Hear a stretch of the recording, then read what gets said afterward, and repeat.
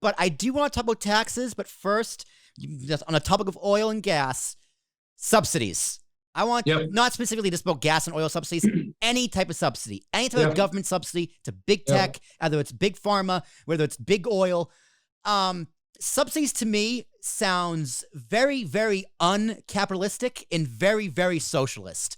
Yeah. So how can we be in, like, we are, like I said, we're capitalism on paper. But, the more I look at it, the more I learn, the more I kind of like go down this road. It's like, are we capitalist or are we corporate socialist in an oligarchy? Right. And the example is, people like to say that the stimulus checks that we got $1,400 over a year and a half ago caused all this inflation. But the government gives out billions of dollars to oil companies. They give out billions of dollars to big pharma. They gave almost between $80 and $100 billion to Ukraine, but that's not inflation. That's not socialism. It's only socialism when you give money to Main Street. But you give money to Wall Street when Obama bails out Ford. That's not socialism. But when you bail out me in Hoboken, New Jersey, you fucking socialist. Right. So square that circle for me. How are subsidies part of capitalism? Yeah, and I agree with you 100%. From the standpoint, and again, I'm not cracking on green energy, but we saw all these subsidies, for green energy. And it turned out to be, was that the right thing to do? I mean, there was a couple of $1 billion companies that literally evaporated when their solar panels didn't work, whatever the case was. So you're right. It's a very slippery slope to come down to. But again, I'm going to flip this. It's not capitalism. It's not free market. Yeah. I'm going to flip the script though. Please.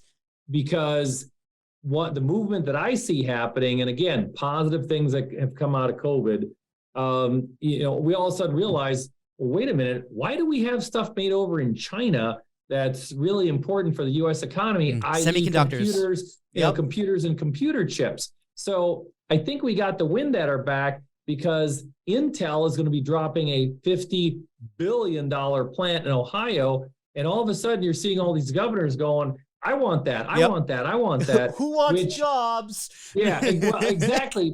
And so the good trend about it is if you drop a $50 billion plant in, that's just not Intel. There's so many companies that support it around it, all the way down to the employees that move in, the home builders, the landscapers. And so, again, I think what's positive is we've gone from this, we got to find the cheapest labor out there to, whoa, wait a minute, we got to protect our supply chain. And how do we do that? And we need to bring these jobs back because they're technology jobs, which are very high paying jobs, number one. But number two, again, like the point I made about energy, you suddenly realize that your national security is based upon your energy policy and your technology policy.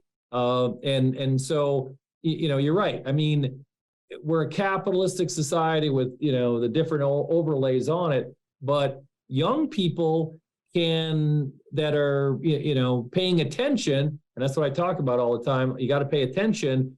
Well, wait a minute. If that's what they're doing, that's a good thing. How do I position myself, to take advantage of that? And that's really what it comes down to. I mean, it creates jobs, but, hopefully they're good paying jobs. Most, if they're in the factory, probably not, but, people up top, there's gonna be a lot of good paying jobs there.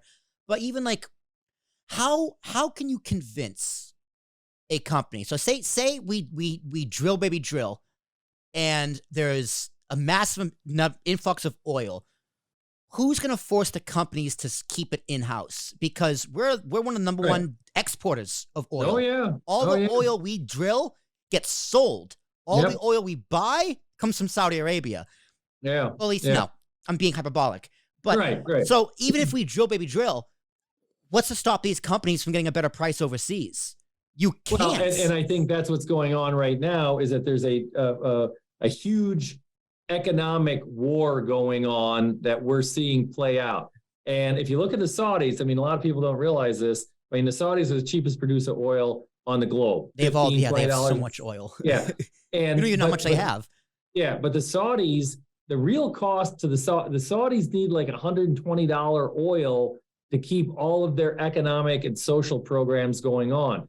The Saudis have realized this, that this new younger prince is trying to accelerate, like they need to diversify their portfolio. And so, you know, you've got this economic race going on. And, you know, as far as the United States goes, we got to pay attention. I mean, you know, who's trying to do what from an economic, you know, standpoint, and where are they in the globe? But I agree with you 100% about, you know, for example, you know, and I don't want to sound like I'm centrist or a global centrist, but at some point, how much money do you give to other countries, you know, versus what you're giving here? And again, I think maybe this is going to be the political shift that happens the next couple of years. And this is the circle back to your generation. You know, you've seen all this money given out, and you've seen the government give out all kinds of money. You know, how can we bend that spending curve? You'll never pull how much the U.S. you know government spends back dramatically, but what you can do is flatten. I mean, basically, U.S. government spending has been a straight line up because of COVID and everything else. How do we get that up a little far before that too? Yeah, but how do we get that bent, you know, to a flatter curve on spending, which helps with inflation, you know, keeps taxes low, et cetera. So I don't have the answer on that one. So. Yeah, well, Chris, I mean, these solutions, it sounds like it would be great for Main Street, but it's going to be bad for Wall Street because they make more money doing it this way. They don't, we want this change as citizens, as a country, as a rah-rah America, but they don't. It's not good for them. They're profit driven. Or how can we, as policymakers, incentivize them? Because right now, a pair of shoes, you can get it for 4 cents on the dollar overseas. You can't beat that here. We have labor laws. Right. Like, how do you incentivize American companies to not use overseas and do everything in-house? Because in-house is going to be infinitely more expensive. It is, but then I'm coming back to technology. And one of the things we haven't talked about is like some of the technology that's rapidly coming is 3D printing. Mm-hmm. I mean, my friend has one. It's incredible. What's that? My friend has one. He said it's incredible.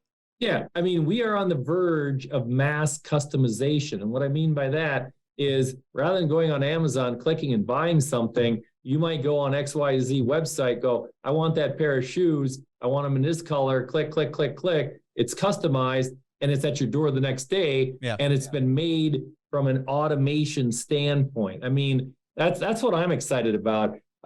Is that way you have something unique, it's different, but the costs come down too. And again, you know, whether it's healthcare that drives the U.S. economy and you know, revolution in healthcare, technology is a revolution. I mean, you know, it's amazing. You know, I keep telling people, you know, we have one of the most powerful, you know, handheld computers on the planet, literally in our hand.